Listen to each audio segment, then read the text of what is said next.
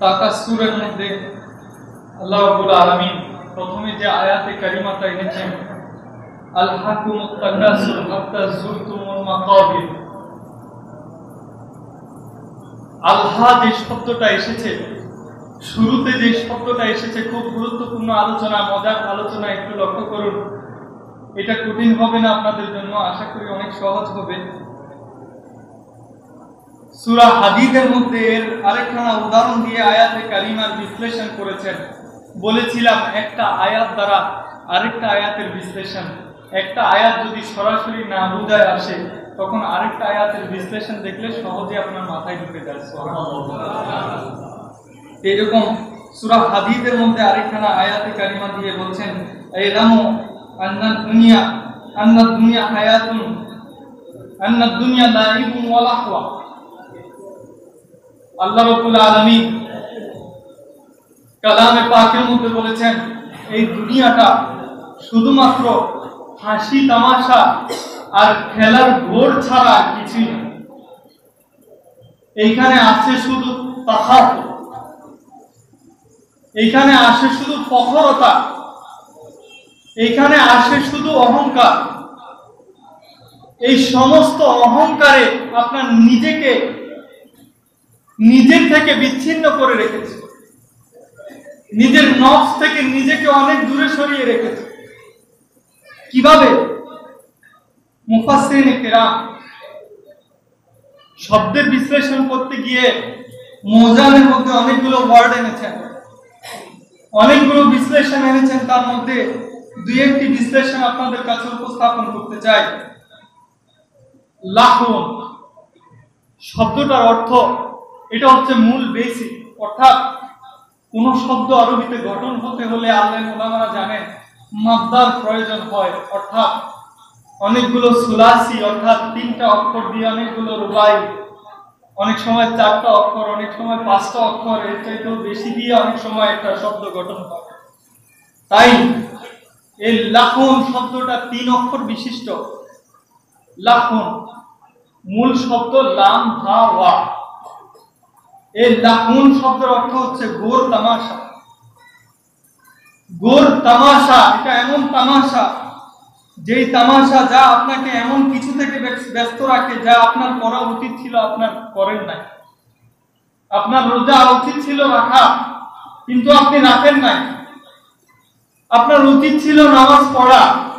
এটা লাহওয়া শব্দটা কেন এনেছেন? তামাশার অনেকগুলো আরবি অভিধান দেখলে অনেক অর্থ রয়েছে, কিন্তু লাহওনটাকে কেন এনেছেন?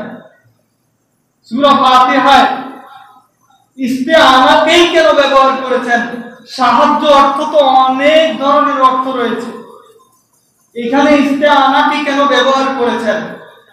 যেইভাবে করে কারণ রয়েছে, ঠিক তেমনি ভাবে ঘোর তামাশা অর্থ বহন করে এরকম অনেক শব্দ রয়েছে, কিন্তু এখানে লাহওনকে কেন এনেছে? এখানে লাহওনটাকে আনার অর্থ শুধু এটাই যে আপনাকে এই লাহওন এমন একটা ফিতনা, এমন একটা মনের অবস্থা, যেই অবস্থাটা আপনাকে আল্লাহ ভুলিয়ে দেয়, নাউজুবিল্লাহ, আল্লাহর আদেশ ভুলিয়ে দেয়। আপনি কেন পৃথিবীতে এসেছেন, কি করতে হবে, কিভাবে কি নিয়ে পৃথিবী থেকে যাইতে হবে, সমস্ত কিছু আপনাকে এই লাহওন শব্দটায় ভুলিয়ে দেয়। এই লাহওন শব্দের ব্যাখ্যার মধ্যে মোজামের মধ্যে কথাটি এসেছে যে এটা এমন অর্থবহ যা আপনাকে দূরে সরিয়ে রেখেছে, তা কম গুরুত্বপূর্ণ।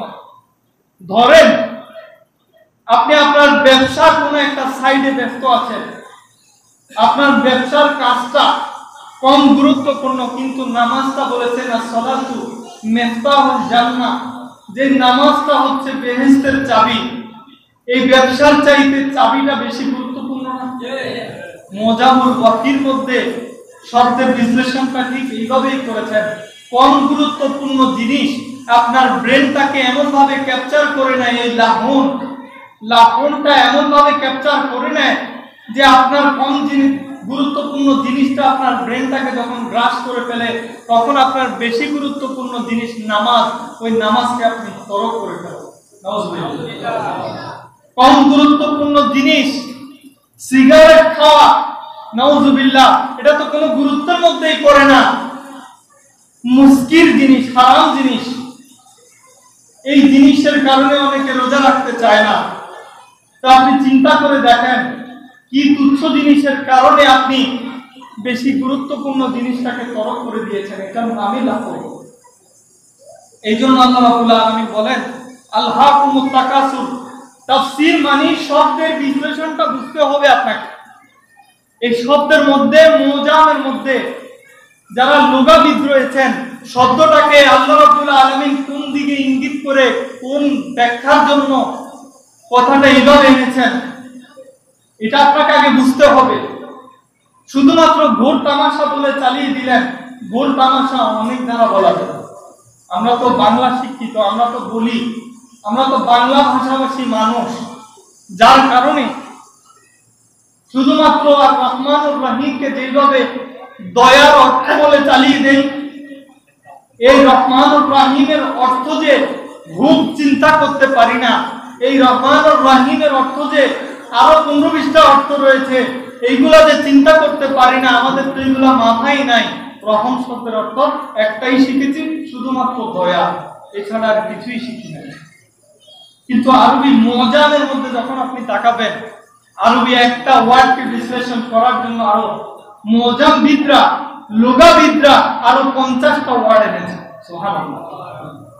এইভাবে ওয়ার্ডকে বিশ্লেষণ করেছেন। তো লাহমুন শব্দটা হচ্ছে এমন একটা বিষয়কে আপনাকে জানান দিচ্ছে যে আপনাকে কোন গুরুত্বপূর্ণ জিনিসকে আপনার মাথার মধ্যে সেট করে দেওয়ার পর আপনি বেশি গুরুত্বপূর্ণ জিনিসটাকে যখন ভুলে যান, তখনই আপনি লাহমুনের মধ্যে পড়ে গেলেন। নাউজুবিল্লাহ। আল্লাহ আমাদেরকে হেফাজত করুক, সবাই বলি আমিন। এই জন্য আল্লাহ রাব্বুল আলামিন বলেন আলহাকুমুত তাকাসুর। আলহাকুম মাজির সিগা, মাজির সিগা এখানে এনেছেন। তো যখন ফেল এনেছেন, একটা ফাইল দরকার না? যখন কর্ম এসে গেছে, তখন কে করেছে এটা দেখতে হবে না? একটা ফাইল লাগবে না? একটা মফুল লাগবে না? আলেম ওলামা বুঝবেন। আলহাকুমুত তাকাসুর আমাদেরকে বলছেন তোমরা ফিতনায় পড়বে, তোমরা সময়কে বিলম্ব করবে এমন না, তোমরা অলরেডি ফিতনার মধ্যে পড়ে আছো, অলরেডি ঘোর তামাশার মধ্যে পড়ে আছো, অলরেডি নামাজকে ছেড়ে দিয়েছো, অলরেডি হজকে ছেড়ে দিয়েছো, অলরেডি রোজাকে ছেড়ে দিয়েছো, অলরেডি সবকিছু তরিক করার মধ্যে আছো। তোমাদের দ্বারা সবকিছু হচ্ছে না, তোমাদের মধ্যে সবকিছু সংগঠিত হয়ে গেছে। আল্লাহ এইভাবে আমাদেরকে ইন্ডিকেট করে কথা বলছেন। হবে বলেন নাই, বলছেন হয়ে গেছে। হয়ে গেছে না? গেছে না? আমাদের মধ্যে এখন শরীরে শক্তি থাকার পরেও আমরা রোজা রাখতেছি না। হচ্ছে না? হচ্ছে না? দোকানে পর্দা পড়তেছে না? হচ্ছে না? এই সমস্ত কিছু এই লাহমুনের অন্তর্ভুক্ত। আল্লাহ রাব্বুল আলামিন আমাদেরকে এইসব ফিতনা থেকে হেফাজত করুন। আসেন দ্বিতীয় নম্বর শব্দ। দ্বিতীয় নম্বর শব্দের মধ্যে এসেছে আলহাকুমুত তাকাসুর, যে আমরা এই যখন এই প্রাচুর্যের তিনটা যখন নিজেকে অন্তর্ভুক্ত করে ফেলবো, নিজেকে নিমজ্জিত করে ফেলবো, তখন এই তাকাসুর, অর্থাৎ কিরকম তাকাসুর, দেখেন তাকাসুর শব্দটা যখন মূল ঘটনের দিকে আপনি তাকাবেন, তাকাসুর শব্দটা কাসির থেকে এসেছে। কাসরা, কাসির মানে অনেক বেশি, অনেক বেশি। এখানে সূরা মুনাফিকুনের মধ্যে একখানা আয়াতে কারিমে এসেছে, এর ব্যাখ্যা অনুরূপ। তাকাসুর কেন বলেছেন, এর ব্যাখ্যা বোঝানোর জন্য মুনাফিকুনের মধ্যে একখানা আয়াতে কারিমে এসেছে, ইয়া আইয়ুহাল্লাযীনা আমানু লা তুলহিকু আমওয়ালাকুম ওয়ালা আওলাদাকুম আন যিকরিল্লাহ।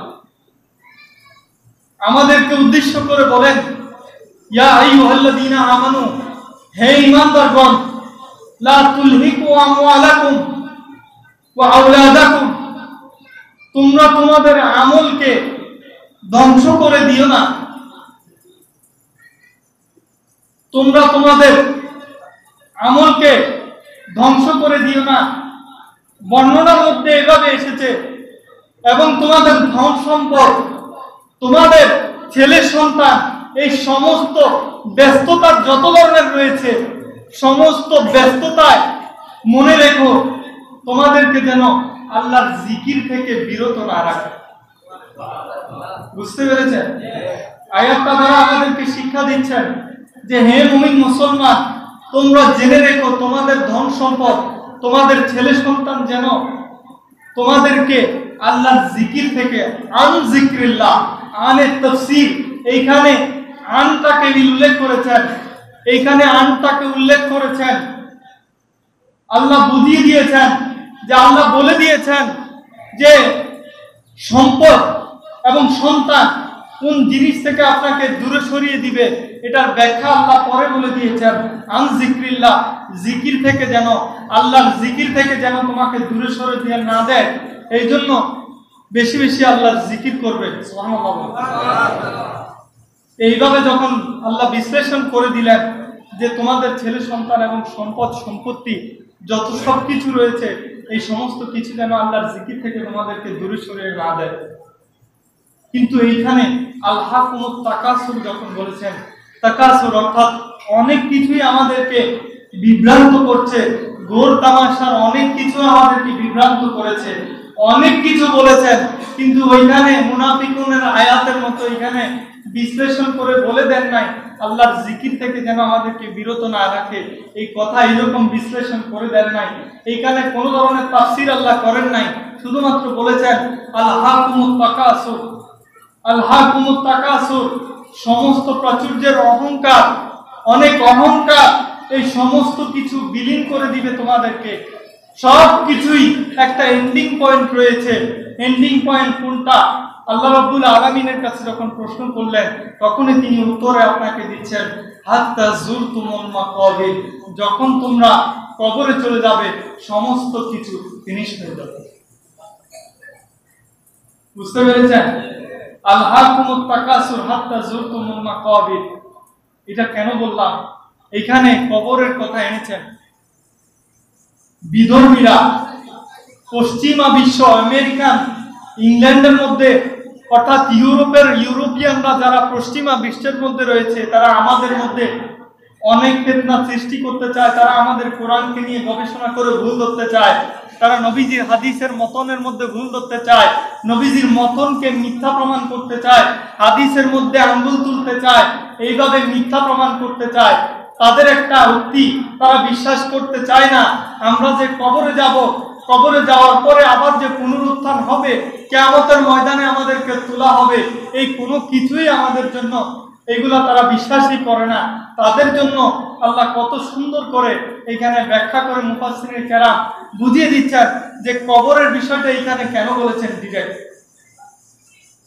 আপনি কবরে যাওয়ার পরপরই আবার আপনার সমস্ত খেলা কেন শেষ হয়ে যাবে? আলহাকুমুত তাকাসুর হাত্তা যুরতুমুল মাকাবির, আপনার সমস্ত বাহাদুরি এই কবরে যাওয়ার আগ পর্যন্তই যত ধরনের সম্পত্তির বড়াই দেখিয়েছেন। এই আয়াতে কারিমা নাজিল হয়েছে দুইটা গোত্রকে ইন্ডিকেট করে। নবীজির জামানায় দুইটা গোত্র ছিল, একটা ছিল বনিল হারিসা, আরেকটা ছিল বনিল হারিস, অর্থাৎ একটা বংশের সাথে আরেকটা বংশের যুদ্ধ ছিল, কথোপকথন ছিল, ঝগড়া করত, ফিতনা ফাসাদে লিপ্ত ছিল। কেমন লিপ্ত ছিল? প্রাচুর্যের অহংকার দেখাতো, অর্থাৎ আমরা এখন বর্তমান সমাজে যেমন করি, আজকে আমি ক্ষমতায় আছি বলে আপনাকে মানুষ মনে করছি না, কালকে আমার ক্ষমতা নাই, আপনি এসে আমার গলা কেটে হত্যা করছেন। ঠিক এইভাবে নবীজির জামানায় যখন এই শানে নজুল অর্থাৎ সূরাটা যখন নাজিল হয়, দুইটা গোত্রের নামে নাজিল হয়েছিল, বনিল হারিসা ও বনিল হারিস। ওই দুই গোত্র সেম, আপনার এই সম্পদের বড়াই দিয়ে, প্রাচুর্যের অহংকার দিয়ে এক গোত্র একজন আরেকজনের সাথে শুধু বড়াই করত। আমাদের তো এত সম্পদ আছে, তোমাদের কি আছে? আমার তো 10টা সন্তান আছে, তোমার কি আছে? যখন এইভাবে বড়াই করতে শুরু করলো, তখন আল্লাহ রাব্বুল আলামিন তাদেরকে জবাব দেওয়ার জন্য এই সূরাকে নাজিল করে দিয়ে বলেন আলহাকুমুত তাকাসুর, তোমাদের এই বড়াই, এই সমস্ত বড়াই আমি আল্লাহ একদিন শেষ করে দিব। কোন দিন? হাত্তা যুরতুমুল মাকাবির, যেদিন তোমরা কবরের সাথে সাক্ষাৎ করবে। সুবহানাল্লাহ। যেদিন তোমরা কবরের সাথে সাক্ষাৎ করবে, ওই দিনই সবকিছু লেস ফিনিশ দিস, সবকিছু শেষ হয়ে যাবে। এখানে আমার ছোট্ট একটা নুকতা বলি, হাত্তা যুরতুমুল মাকাবির, এইখানে যুরতু যখন জিয়ারত করা হবে, অর্থাৎ এখানে পশ্চিমা বিশ্বের কথা কেন বলেছিলাম, এখানে ছোট্ট একটা ইম্পর্টেন্ট বিষয় লক্ষ্য করুন। জিয়ারত করার বিষয়টা যখন আসছে, আমরা একটা কবরস্থানের পাশে গিয়ে দাঁড়ালাম, জিয়ারত করলাম, সূরা ফাতিহা থেকে শুরু করে কালামে পাক থেকে আয়াতে কারিমা তেলাওয়াত করে মুনাজাত দিয়ে যখন বাসায় চলে আসি, জিয়ারতে গিয়েছি, বাসায় আবার চলে এসেছি, ঠিক তেমনি করে আউয়াল মানজারাতুম মিনাল আখিরা, আমার নবীজি বলেন যে কবরটা হচ্ছে আখিরাতের প্রথম একটা স্টেশন, যেটাকে আজকের পশ্চিমা বিশ্বে বিশ্বাস করতে চায় না, যারা ইলমুল ইয়াকিনকে বিশ্বাস করতে চায় না, যারা শুধুমাত্র আইনুল ইয়াকিনকে বিশ্বাস করতে চায়, যারা পড়ে বিশ্বাস করতে চায় না, যারা শুনে বিশ্বাস করতে চায় না, যারা শুধু দেখে বিশ্বাস করতে চায়, আজকে তারা আমাদের ঈমান সম্পর্কে, আমাদের আকীদা নষ্ট করতে আমাদের কোরআনকে প্রশ্নবিদ্ধ করে ফেলে। নাউজুবিল্লাহ। সবাই চিৎকার দিয়ে বলেন নাউজুবিল্লাহ। বাতিলরা আমাদের আকীদা নষ্ট করার জন্য দেখেন কোন দিক থেকে অ্যাটাক করতেছে।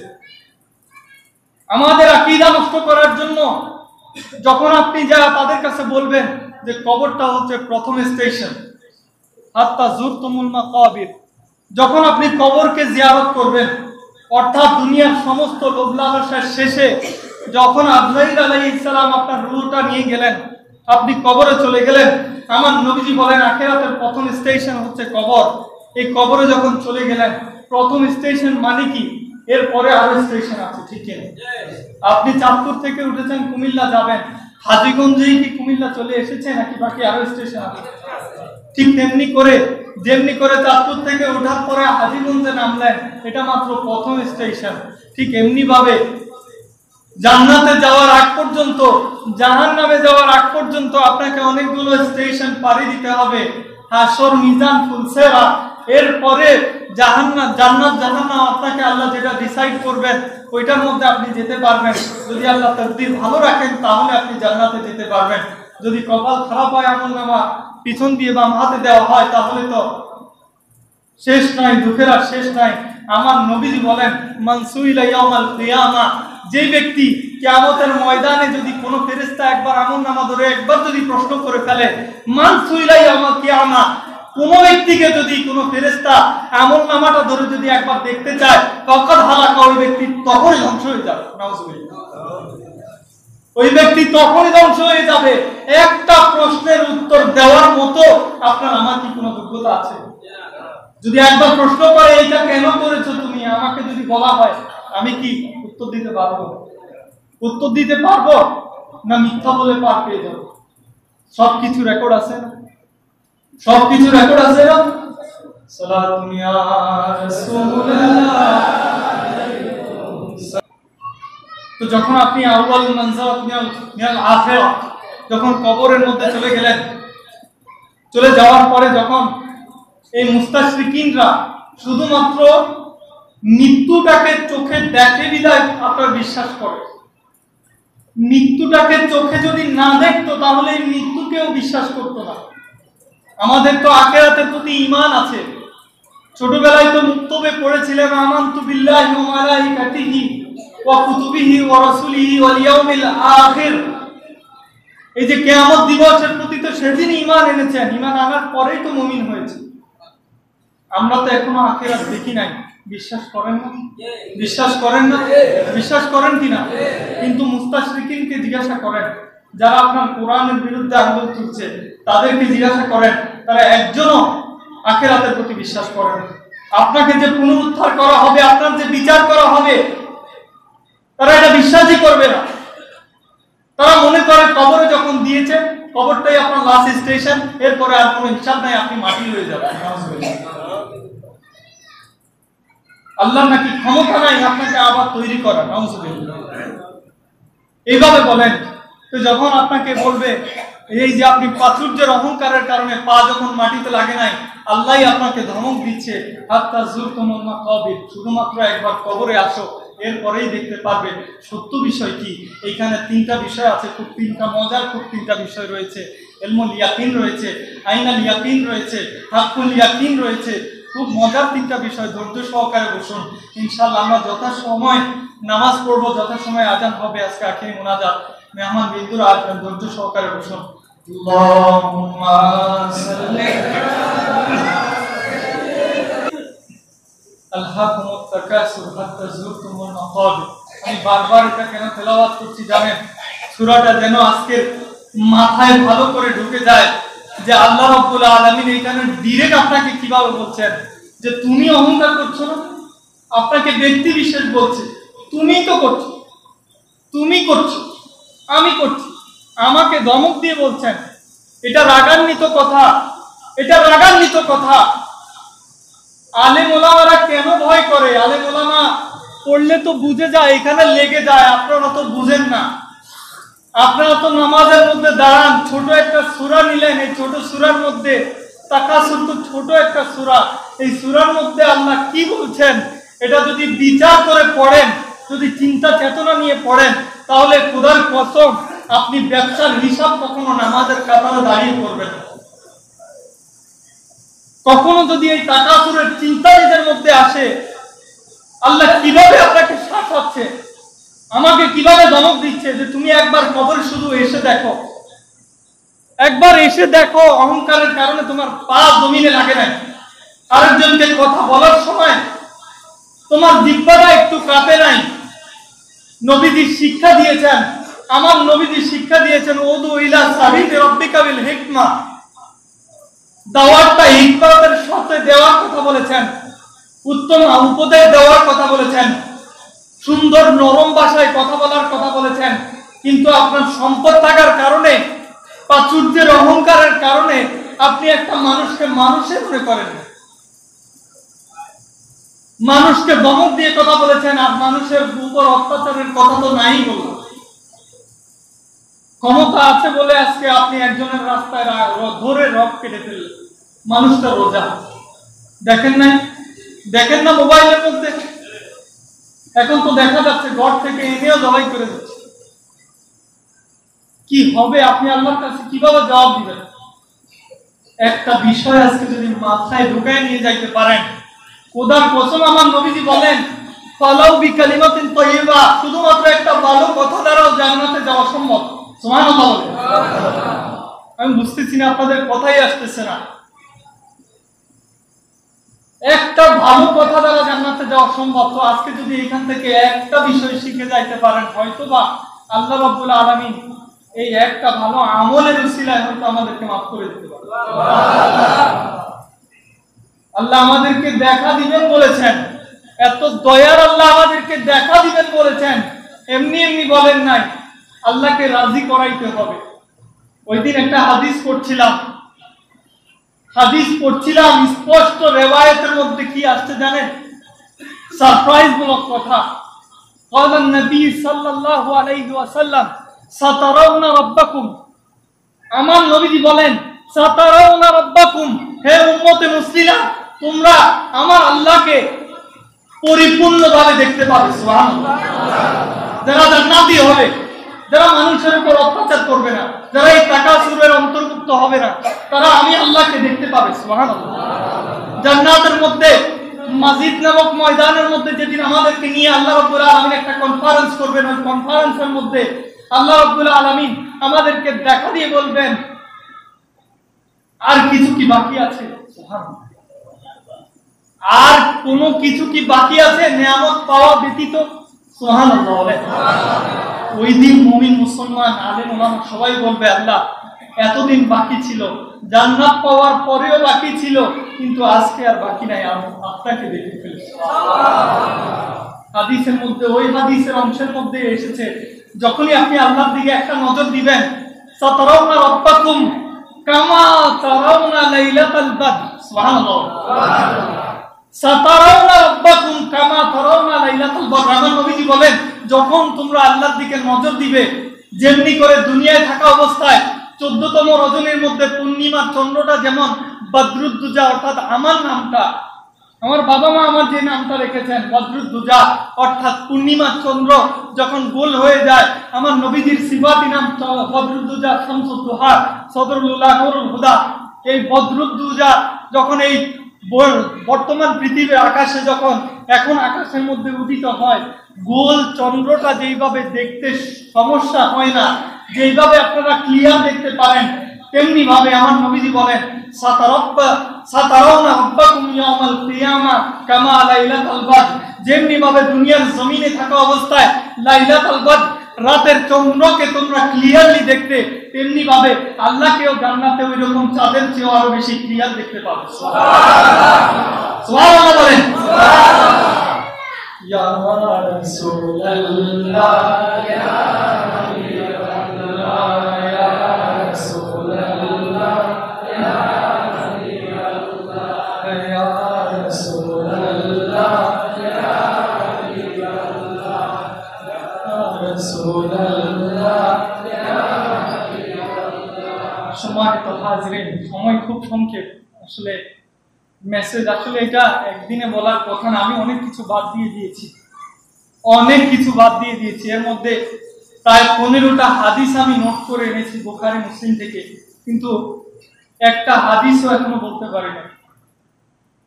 একটা আয়াত প্রসঙ্গে 15টা হাদিস যদি আপনাদেরকে বলতে পারতাম, তাহলে হয়তো বা তাকাসুরের কিছু ভয় অন্তরের মধ্যে নিয়ে বাসায় দিতে পারতেন, যে তাকাসুর সম্পর্কে কেমন ধমক আমার রসুলকে দিয়ে আমাদের জন্য প্রেরণ করেছেন, আমার রসুল কিভাবে সতর্ক করেছেন।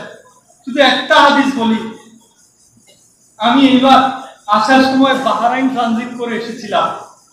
আমার নবীজির জীবদ্দশায় মদিনা থেকে একজন সাহাবীকে বাহরাইন বিজয়ের পরে বাহরাইনে পাঠাইলেন। সুবহানাল্লাহ, গভর্নর করে যেভাবে মুআজ ইবনে জাবালকে পাঠিয়েছেন কোথায়, ইয়ামান দেশের গভর্নর করে যেমনি করে মুআজ ইবনে জাবালকে পাঠিয়েছেন, তেমনি করে আলা ইবনে হাজরামিকে বাহরাইনের গভর্নর করে বাহরাইনে পাঠিয়েছেন। সুবহানাল্লাহ, ওইখানে শাসন করার জন্য, ইসলামের দাওয়াত পরিপূর্ণভাবে পৌঁছায় দেওয়ার জন্য যখন আমার নবীজি পাঠিয়েছেন, তখন আবু উবাইদা ইবনে জাররাহকে একদিন আমার রাসূল বলেন, তোমাকে একটু বাহরাইনে যাইতে হবে, একটু কর আনতে হবে। এই যে কর আদায় করেন, জিজিয়া অর্থাৎ ট্যাক্স, সরকারি যে খাজনা দেন না আপনারা, পৌরসভায় থাকার কারণে খাজনা দিতে হয় না, এইরকম আমার নবীজির কারণে, নবীজির জামানায় ওইটা সুন্নতি একটা বিষয়, খাজনা দিবেন।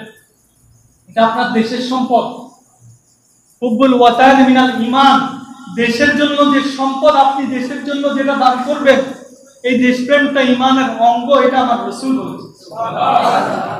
এইরকম আমার রাসূল যখন ওই সাহাবীকে বাহরাইনের গভর্নর করে পাঠিয়েছেন, তখন ওই গভর্নর তিনি থাকাকালীন অবস্থায় তেনার শাসন আমলে আমার নবীজি আবার আরেকজন সাহাবীকে মদিনা থেকে ওনার কাছে পাঠিয়েছেন, যাও আমার সাহাবীর কাছে যাও, ওইখান থেকে কর নিয়ে আসো।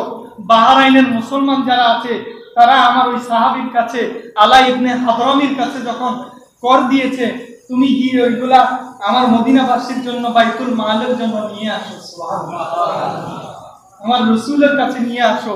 তখন এই আবু উবাইদা ইবনে জাররাহকে পাঠাইলেন, তিনি গিয়ে এই কর নিয়ে যখন ফজরের নামাজের পূর্ব সময় মদিনায় এসে পৌঁছালেন, হঠাৎ করে কিভাবে জানি মদিনায় আলোড়ন সৃষ্টি হয়ে গেল, মদিনায় খবর পড়ে গেল, সারা মদিনায় এলান হয়ে গেল, আবু উবাইদা ইবনে জাররাহ বাহরাইন থেকে টাকা সম্পদ নিয়ে এসে মদিনায় এসেছেন, নিশ্চয়ই এগুলো আমাদের জন্য এনেছেন।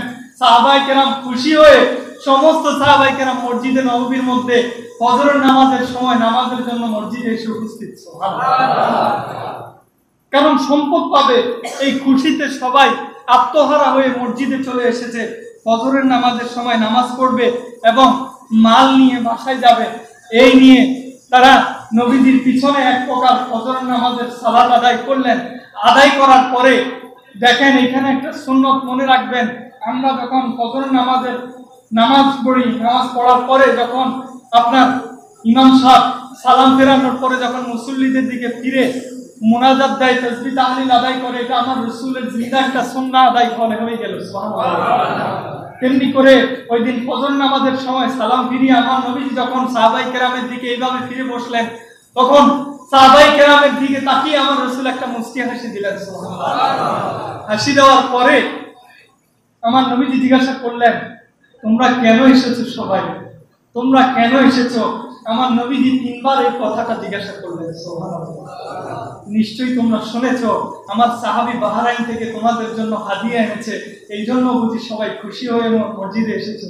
তখন সমস্ত সাহাবায়ে কেরাম একটা শব্দ উচ্চারণ করে বলেন, আজাল ইয়া রাসূলুল্লাহ, আজাল ইয়া রাসূলুল্লাহ, অবশ্যই ইয়া রাসূলুল্লাহ, আমরা এই জন্যই সম্পদের একটু ভাগ পাবো, এই খুশিতে আপনার কাছ থেকে হাদিয়া পাবো, এই খুশিতে আজকে আপনার পিছনে জামাতে শরীক হয়েছি।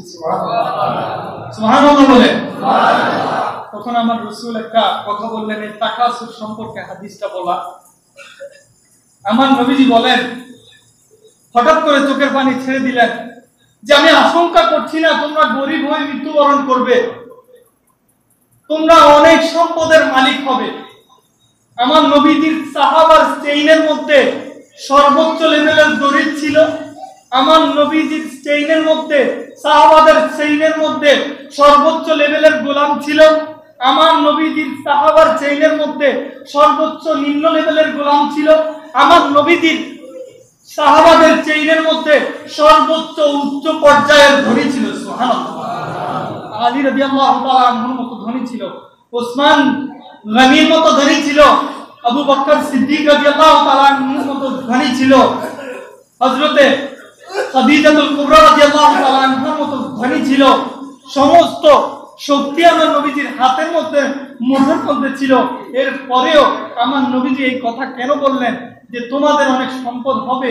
আমি এটা আশঙ্কা করছি না তোমরা গরিব হয়ে যাবে, আমি এইটা আশঙ্কা করছি, আমার রাসূলের অনেক ভয় হচ্ছে যে তোমাদের যেদিন অনেক সম্পদ হবে, এই সম্পদের কারণে আবার তোমার ওই প্রাচুর্যের কারণে, সম্পদের কারণে তোমাদের ভিতরে নিয়ে আবার অহংকার সৃষ্টি হয়ে মানুষের সাথে খারাপ আচরণ শুরু করো, এই আশঙ্কা করে আমি রাসূলের চোখে পানি চলে আসছে। আল্লাহ আমাদেরকে বোঝার তৌফিক দান করুন। সবাই বলেন আমিন।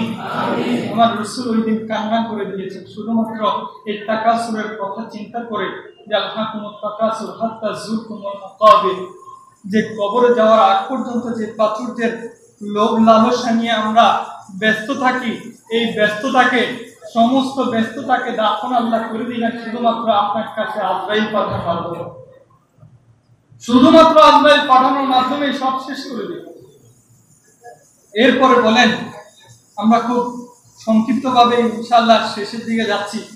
আল্লাহ রাব্বুল আলামিন বলেন, কাল্লা সাউফা তা'লামুন, যে অবশ্যই অবশ্যই জানতে পারবো। কাল্লা সাউফা তা'লামুন, অবশ্যই তোমরা জানতে পারবে। কবরের মধ্যে যাওয়ার পরে অবশ্যই জানতে পারবে। মাল ফারকু হাক্কি ওয়াল বাতিল, মাল্লাযী ফারক হাক্কি ওয়াল বাতিল, হালাল সম্পদ এবং হারাম সম্পদের মধ্যে মাঝখানে কি ডিভাইন ছিল, কি তফাৎ ছিল। দুনিয়ায় থাকা অবস্থায় সম্পদের পাওয়ারের কারণে তো কপাল থেকে পর্দা সরে নাই, কিন্তু পর্দা সরে যাবে সেদিন যেদিন আপনাকে কবরে নেওয়া হবে। কিন্তু আফসোসের বিষয়, তাদের জামানায় আফসোস ছিল। সূরাটা কেন নাজিল করা হয় জানেন? তারা কত বড় নির্মম জাতি ছিল। এইরকম বড় কবরস্থানের মধ্যে বনিল হারেসা ও বনি হারেস, দুই কবরস্থানের দুইটা গোত্র ছিল। আমরা তো কবরস্থানের মধ্যে জিয়ারতের উদ্দেশ্যে যাই, যখন যাই নিজের মৃত্যুর কথা স্মরণ হয়, আল্লাহর কথা স্মরণ হয়, মৃত্যুর কথা স্মরণ হওয়ার পথে আল্লাহর কাছে আরজি জানাই, আল্লাহ যেন আমার মৃত্যুটাকে সহজ করে, এইভাবে আরজি করে, ঠিক কিনা? ঠিক তেমনি ভাবে আমরা তো এই জন্য কবরে যাই, হয়তোবা এই কবরস্থানের পাশ দিয়ে হাজারবার হেঁটে গিয়েছি, কিন্তু কবরস্থানের ভিতরে ঢোকার সামর্থ্য হয় নাই। যেদিন ঢুকবো ওই দিন আমি উড়ন্ত অবস্থায় এসে আস্তে করে কবরের মধ্যে ঢুকে যাব। এই জন্য আর বেশি যাওয়া হয় না, গেলে একবার কবরের ভিতরে পর্যন্ত যাব। এই জন্য আমাদের বেশি বেশি কবরে যাওয়া হয় না। কিন্তু ওই সময় এই সূরাটা কেন নাজিল হয়েছে জানেন? মক্কাবাসী, মদিনাবাসীর যে কুফারে কুরাইশ এবং কুফারে মদিনা রয়েছিল, তাদের এই গোত্রের মধ্যে ঝগড়া লাগতো। তারা কবরকে পর্যন্ত ছাড়তো না। অহংকার করার সময় সম্পদ দিয়ে তো অহংকার করতো, টাকা দিয়ে তো অহংকার করতো, এরপরে কবরস্থানের পাশের মধ্যে গিয়ে তারা এক গোত্র আরেক গোত্রের সাথে অহংকার করে বলতো, এইটা দেখো, এটা আমাদের অমুক বীরের কবর, আমাদের বংশের মধ্যে এই অমুক অমুক বীর ছিল, সে শহীদ হয়ে গিয়েছে, তোমাদের বংশে কি আছে? কবর নিয়ে বড়াই করতো, যে কবরের মধ্যে গেলে আল্লাহ রাব্বুল আলামিন আমাদেরকে এইভাবে হুমকি দিয়েছেন, আমাদেরকে এইভাবে শাসন করেছেন। আর ওই কবর নিয়ে তারা এইভাবে ফিতনা ছড়াচ্ছে। ফিতনা ছড়াইতে ছড়াইতে এক পর্যায়ে আল্লাহ একটা সূরা নাযিল করে দিয়েছেন তাকাসুর সম্পর্কে। সালাতু ইয়া রাসূলুল্লাহ তারহাতে কাল্লা সাওফা তা'লামুন সুম্মা কাল্লা সাওফা তা'লামুন। তোমরা অবশ্যই জানতে পারবে। একটু থিওরিক্যাল মাইন্ডে চিন্তা করুন। আমি আপনার কাছে গেলাম, যাওয়ার পরে বললাম, গায়ে হাত টাচ করে বললাম, ভাই একটু শুনেন না। একবার যখন বললাম, আপনি শুনেও কেমন জানি শুনলেন না। দ্বিতীয়বার আল্লাহ আপনাকে আবার বলছে, ঠিক আমিও আপনার গায়ে আবার হাত রাখলাম, ভাই শুনেন না। যখন আপনি দ্বিতীয়বার বললেন, অবশ্যই ওই ব্যক্তি মনোযোগ দিবে। আমি যখন দুইবার টাচ করে ফেললাম, অবশ্যই আমি কিছু ইম্পর্টেন্ট বিষয় বলার জন্য ইঙ্গিত দিচ্ছি, ঠিক না? বুঝতে পারছেন? ঠিক ওই জায়গায় আমি দুইবার টাচ করার কারণে আপনি এইভাবে ইম্পর্টেন্ট দিয়ে দিচ্ছেন, গুরুত্ব দিয়ে দিচ্ছেন। ওই জায়গায় যদি আল্লাহ আপনাকে দুইবার এইভাবে টাচ করে কথা বলে, আপনি কতটা গুরুত্ব দেওয়া দরকার? আল্লাহ আমার জায়গায় যদি আমি দুইবার টাচ করলেই আপনার মাথা গরম হয়ে যাচ্ছে, ওই জায়গায় যদি আল্লাহ আপনাকে দুইবার টাচ করে ব্রেনে দিতে চায়, কাল্লা সাওফা তা'লামুন সুম্মা কাল্লা সাওফা তা'লামুন, তোমরা জানতে পারবে। এই শুনো, তোমরা জানতে পারবে। কাল্লা লাউ তা'লামুন ইলমাল ইয়াকিন। এই যে অহংকার করেছেন না, প্রথমে ওই যে দুইটা আয়াতের কথা কেন বেশি বেশি বলেছি, আলহাকুমুত তাকাসুর, কেন বেশি বেশি বললাম? এই দুইটা পয়েন্টই হচ্ছে পুরো সূরার মূল অংশ। এবার আসেন, আমরা আস্তে আস্তে ভিতরের দিকে ঢুকছি। আপনাকে জানতে পারবেন, কি জানার কথা বলছে? একবার টাচ করে বললেন, শুনলেন না। আল্লাহ দুইবার ব্রেনে দেওয়ার চেষ্টা করছেন। কাল্লা লাউ তা'লামুন, যদি তোমরা বুঝতে। দুইবার যখন টাচ করলেন, টাচ করার পর এবার আল্লাহ দুইবার টাচ করার পরেও যখন আপনার বিবেক থেকে পর্দা সরে না, হায় হায় আফসোস, হায় হায় আফসোস আমার জন্য, আপনার জন্য। কাল্লা লাউ তা'লামুন, হায় যদি আপনি শুনতেন, যদি আপনি জানতেন, যদি আপনি দেখতেন। কি দেখার কথা বলছে? লাতারাহুন্নাল জাহিম, লাতারাহুন্নাল জাহিম। আপনাকে কি দেখার কথা বলছেন? আপনাকে জাহান্নাম দেখার কথা বলছেন। আপনি যে অহংকার করেছেন, শুরুতে বলেছেন, আপনার অহংকারের কারণে পা জমিনে লাগে নাই। এই সমস্ত কিছু করার পরে আল্লাহ আপনাকে এইভাবে বোঝানোর পরেও যখন আপনি শোনেন নাই, শেষে এসে আপনাকে মেসেজ দিচ্ছে, লাতারাহুন্নাল জাহিম। আরে তাকবীর, আরে ইসরার। মনোযোগ এদিক সেদিক না দিয়ে, সময় খুব সংক্ষেপ, যার কারণে আজান হয়তো 4:30টায় হয়ে যাবে, হয়তো 5-10 মিনিট এদিক সেদিক হতে পারে। ধৈর্য সহকারে বসুন, আমরা খুব একদম সূচনা লগ্নেই। সুম্মা কাল্লা সাওফা তা'লামুন যখন বললাম, কাল্লা লাউ তা'লামুন, কাল্লা লাউ তা'লামুনা ইলমাল ইয়াকিন। আসেন, ইলমাল ইয়াকিনে চলে আসলাম। আল্লাহ আপনাকে কি জানার কথা বলছে? ইলমাল ইয়াকিন জানার কথা বলেছেন। ইলমাল ইয়াকিন জানার কথা কেন বললেন? ইলমাল ইয়াকিন জিনিসটা কি? ইলমাল ইয়াকিন জিনিসটা হচ্ছে কোরআনের বাণী। ইলমুল ইয়াকিন জিনিসটার এত পাওয়ার, এটা ঈমানের চেয়েও শক্তিশালী, ঈমানের চেয়েও শক্তিশালী। আপনাকে একটা কথা বললাম, হয়তো ঈমান বলার পরে আপনাদের ব্রেনে একটু হিট করতে পারে যে ঈমান তো অনেক উচ্চ তক্কার শব্দ।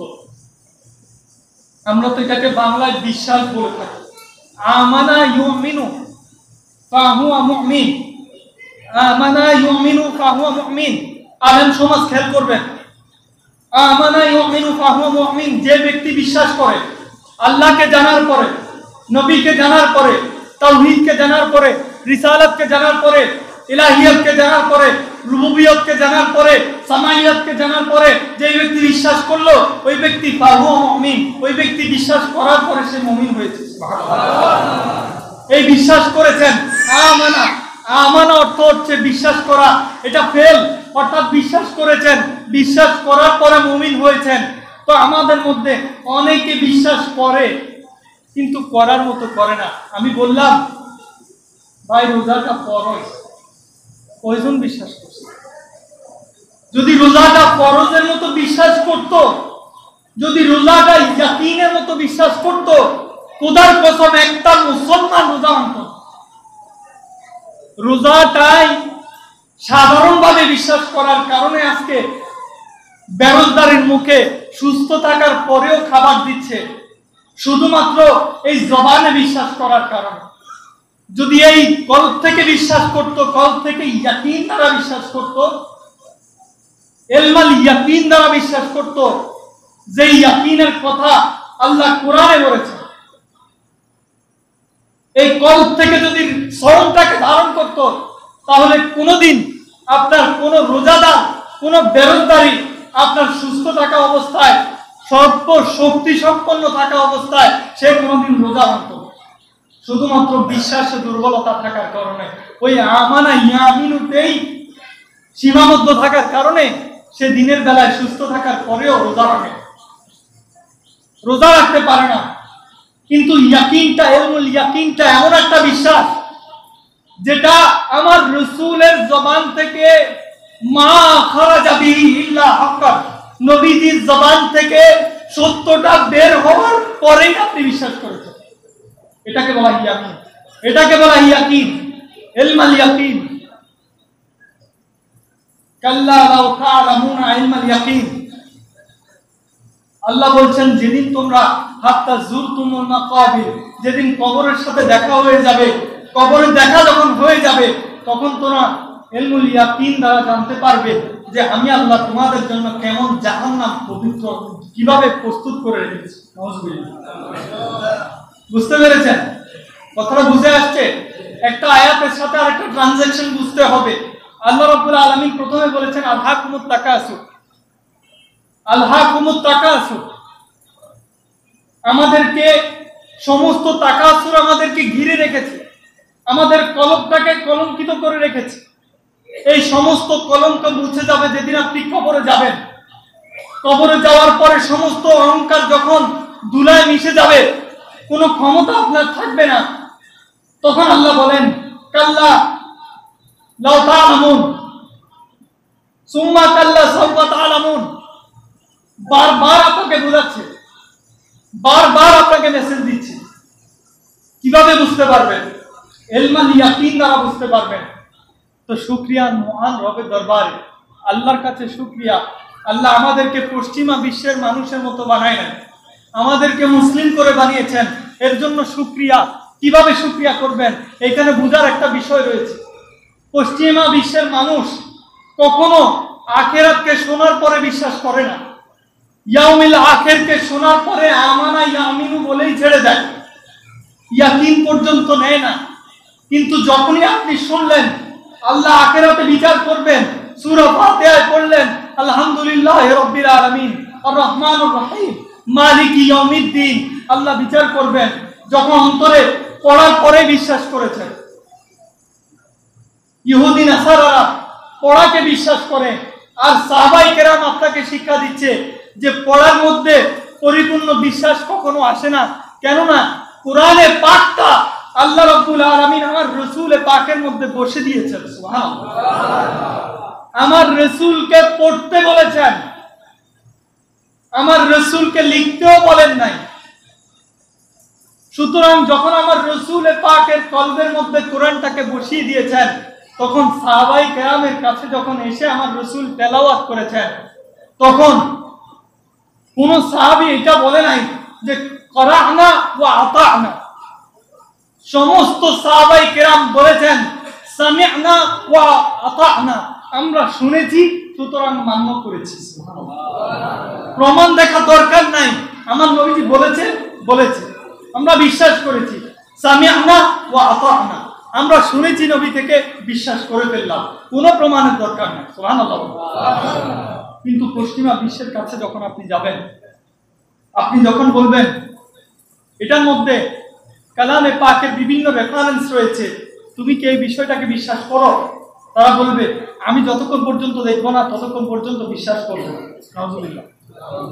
কিন্তু যখন আপনাকে মুক্তবের হুজুর শিক্ষা দিচ্ছে আমানতু বিল্লাহি ওয়া মালাইকাতিহি ওয়া কুতুবিহি ওয়া রাসূলিহি, আপনি কি পবিত্র কোরআন ছাড়া একটা কিতাবকেও দেখেছেন? আসমানি কিতাব 104 খানা সহিফা সহ, যার মধ্যে মেইন 4টা তাওরাত, জাবুর, ইনজিল কিতাব। আমাদের কিতাব ছাড়া বাকি 4টা কিতাব কি আপনি দেখেছেন? তাওরাত দেখেছেন? জাবুর কিতাব দেখেছেন? ঈমান কেন আনলেন? ইনজিল দেখেছেন? ঈমান কেন আনলেন? আমরা মুসলিম। ফেরেশতা দেখেছেন? ঈমান কেন এনেছেন? আমার নবীকে দেখেছেন? ঈমান কেন আনলেন? কোন মালাইকা দেখেছেন? ঈমান কেন আনলেন? আল্লাহকে দেখেছেন? ঈমান কেন আনলেন? আমরা মুসলিম। সামি'না ওয়া আতা'না, নবীজি থেকে যেদিন শুনেছি, সামি'না নবীজি থেকে শুনলাম, সাহাবায়ে কেরাম বলেন ওয়া আতা'না, শুনেই আমরা মান্য করে নিলাম। এই জন্য বলেছেন ইলমুল ইয়াকিন, যেদিন আমাদের কাছে কোরআনের মতো ইয়াকিনের বাণী আমাদের মধ্যে চলে এসেছে, ওই দিনই আমরা বিশ্বাস করে নিয়েছি। সুতরাং কবরে যাওয়া লাগবে না, এই দুনিয়া থাকা অবস্থায় আমরা কবরকে বিশ্বাস করি। সুবহানাল্লাহ, সুবহানাল্লাহ বলেন। সালাতু ইয়া রাসূলুল্লাহ। এদিক সেদিক দিবেন না। যুবক ভাইরা আছেন, একটু লক্ষ্য করুন, আমাদের সময়গুলো, আমাদের সময়টা আমাদের একটা সেজদা মুরব্বীরা কষ্ট পাবেন না।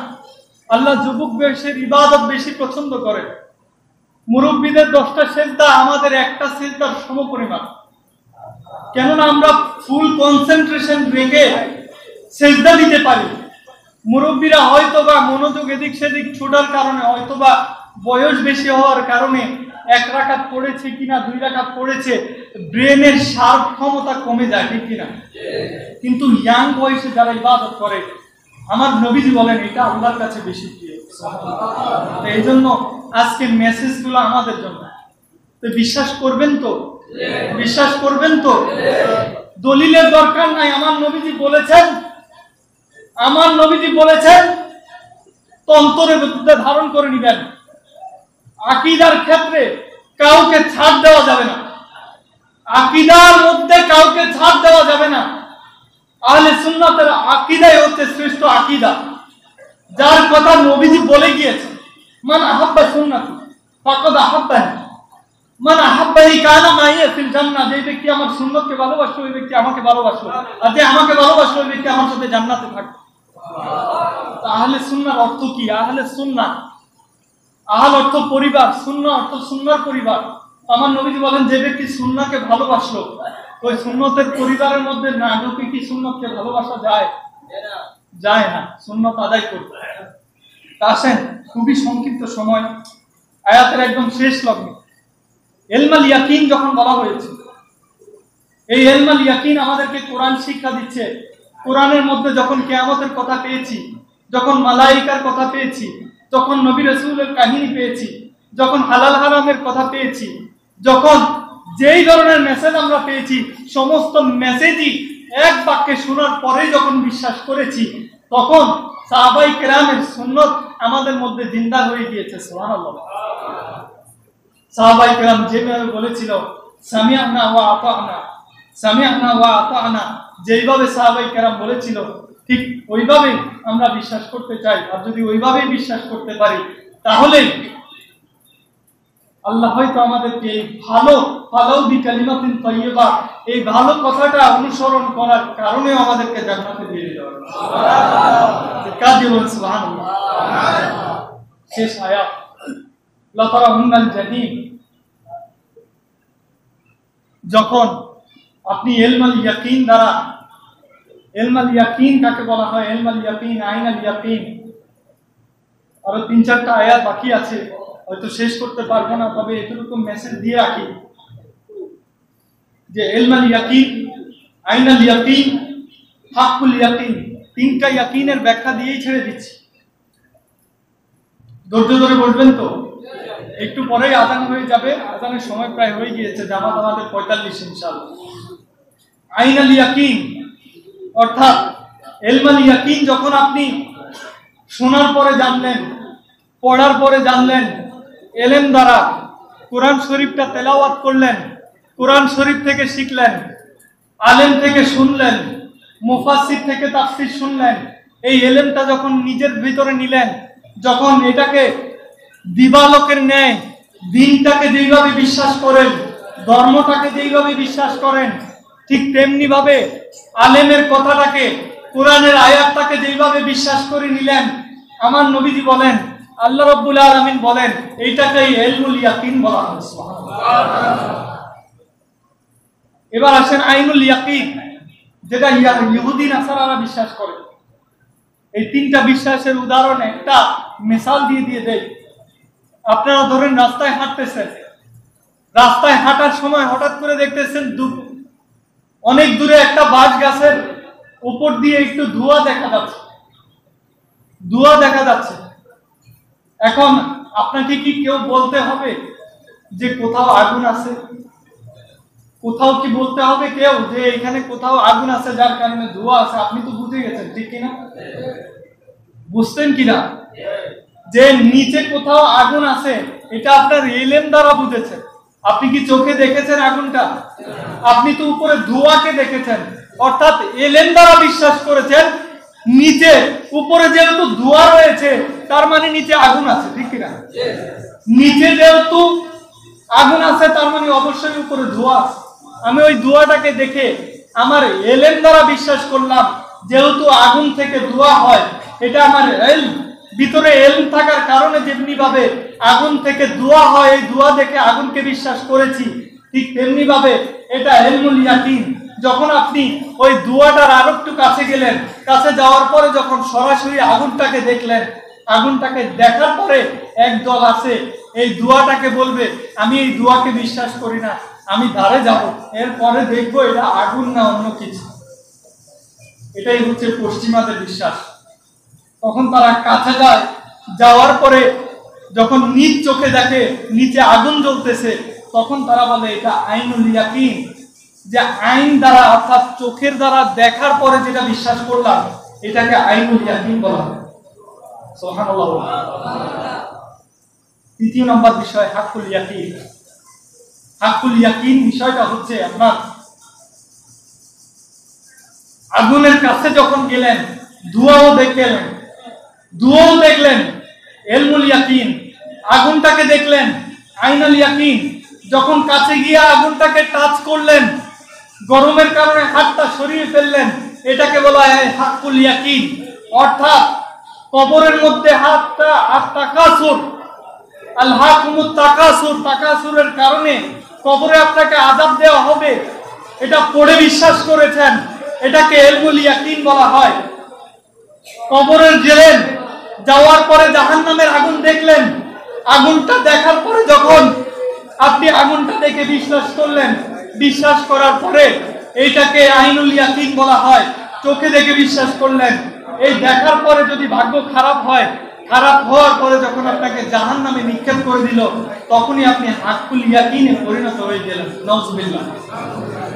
আর এইভাবেই আল্লাহ রাব্বুল আলামিন আমাদেরকে স্টেপ বাই স্টেপ ট্রানজিশনালি আমাদেরকে প্রত্যেকটা বিষয়ে শিক্ষা দিয়েছেন। এইভাবেই শেষের আয়াতের মধ্যে আসছে আল্লাহ রাব্বুল আলামিন আমাদেরকে কাল কিয়ামতের ময়দানে প্রত্যেকটা নিয়ামত সম্পর্কে আমাদেরকে প্রশ্ন করবেন। একদম শেষ আয়াত, এই সূরার শেষ আয়াতের শেষ কথা, আল্লাহ রাব্বুল আলামিন জাহান্নামে যখন নিক্ষেপ করবেন তার পূর্ব মুহূর্তে আমাদেরকে জাহান্নাম দেখা আইনুল ইয়াকিন, হাক্কুল ইয়াকিনটা এখনো আসে নাই। হাক্কুল ইয়াকিন আসবে যখন আপনার আমলনামার বিচার হয়ে যাবে, তখন হাক্কুল ইয়াকিন আসবে।